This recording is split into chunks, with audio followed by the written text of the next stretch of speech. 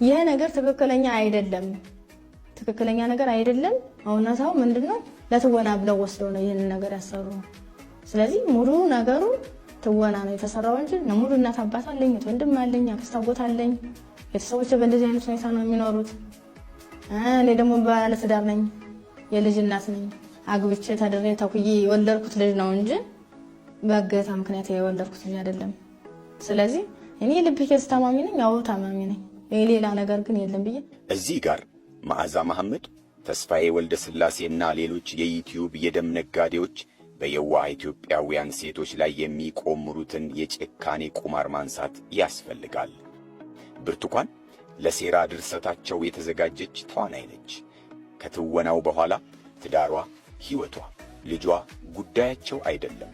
አንድም በፌዝ ደውለው ተዘባብተውባታል፣ በሌላም በኩል ሕይወቷን ነጥቀው ቀጣይ ትርምስ ለመፍጠር ወደ ገዳይ ቡድናቸው ካልወሰድንሽ መንግሥት ይገድልሻል ብለው ያስፈራሯታል። ከብርቱካን ስልክ የተገኘውን ማስረጃ እንመልከተው። እህቲቱ እየሰማሽ ነው? እህቷ ሲሙን ተምረሽ ታይ እሱ ምትፈልጊያት ከሆነ ሄሎ አርቲስቷ እንዴት ነህ? ደህና ነሽ? እግዚአብሔር ይመስገን። ህዝቡን እኮ እያነጋጋሽ እኮ ነው።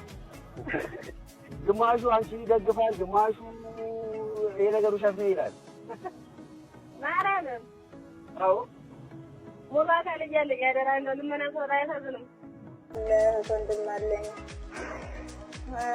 ባለቤትም አለኝ። እንዴት ነው የምትቻለው? ከዚህ ሁሉ አገር ስሞጣበት በምን አይነት ሁኔታ ነው? አሁን እንዴት ነው ከባለቤት ጋር እንዴት ነው ሰላም የምናገኘው? እንዴት ነው መተማመን የሚኖረን? በምን አይነት ሁኔታ ነው ተከባብረን እንደዚህ ድሮ ፍቅራችን የምንኖረው? ቀጣይ ህይወቴስ በምን አይነት ሁኔታ ይስተካከላል? አሁን እኮ በዚህ በታምር አሁን እኔ እንደ እናቴ ስላየሁት ስትጨነቂ ጭንቀቴን ሁሉን አጋሬ ስለሆንኩ ነው ይህንን ምስጢሩን የምነግርሽ፣ እውነታውን ማለት ነው። ለባለቤቴ ግን ይሄን ሁሉ ታሪክ አላወራሁም። ምክንያቱም እሱም ባዳ ስለሆነ ነገ ወዲያ ምን እንደሚፈጠር ስለማለው ትክክለኛውን ማውራት አልፈለኩም። ልጃገረድ ነበርኩ፣ ድንግልናዬን አልኩት እና እሱ ከማንም በላይ እኔን ስለሚያምን ከዚያ ወዲህ አሁን እንደዚህ ከሆነ በኋላ ስትጨማለቅ ኖራለሁ ብሎ እምነት ያጣል። ገባህ? እኔ እናት፣ እኔ አባት፣ እኔ ቤተሰብ አይደለም ያለታ ሙሉ አገር ውስጥም ያለ አገር ውጭም ያለ ሙሉ ነው የተቀበረ። የተሳሳተ መረጃ ሁሉም የተለብኝ ያዘው በቤተሰብ ስም ሁሉም አንገቱን ይደፋል። እኛ ብቻ አይደለም አገሩ በሙሉ። ምክንያቱም እኛ ቤተሰቦችን ሳይማሩ ያስተምሩናል። ርቀት መንገድ ነው ስንቅ ተሸክመው ማለት ምን ለማለት ብቻ ቃላት የለኝም ከመናገረው በላይ ማለት ነው። እኔ ማለት እኔ አሁን እንደኔ ማለት ነው እኔ የምኖረው ለቤተሰብ ክብር ተከብሮ የሚኖር እናት አባትን ሞቷል ማለት እኔ ከባድ። እዛ ላይ የልጅ ነገር ከነገ ወዲያ ታሪኩን ቆይቷል። አባት እያለሁ